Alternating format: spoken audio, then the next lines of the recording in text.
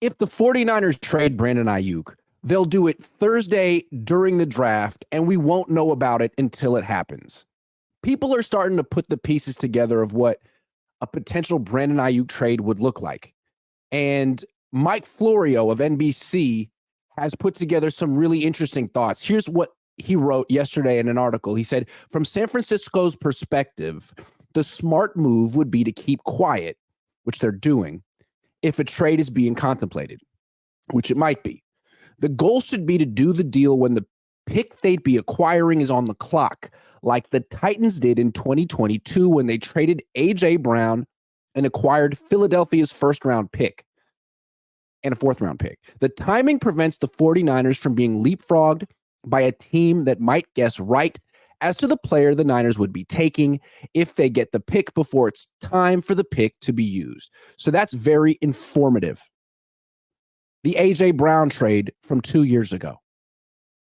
Remember, the Titans drafted A.J. Brown. He was great for them, but they weren't really featuring him because they wanted to run the ball. Sound familiar?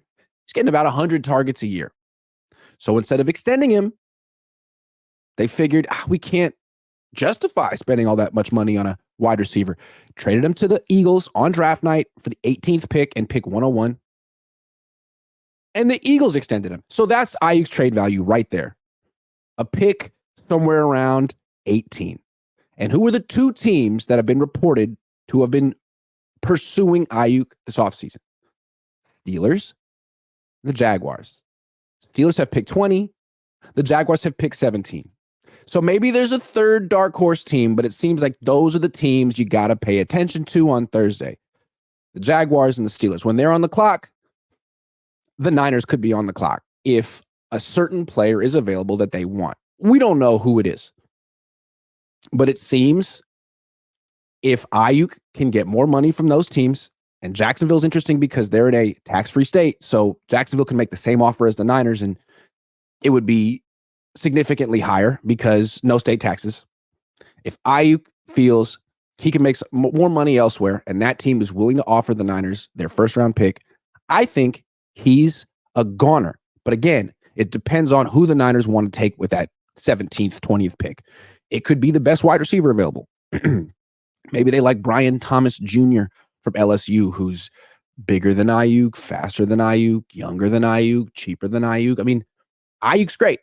He's a very well-rounded wide receiver, but he's not Julio Jones. And maybe Brian Thomas could be. So that could be one.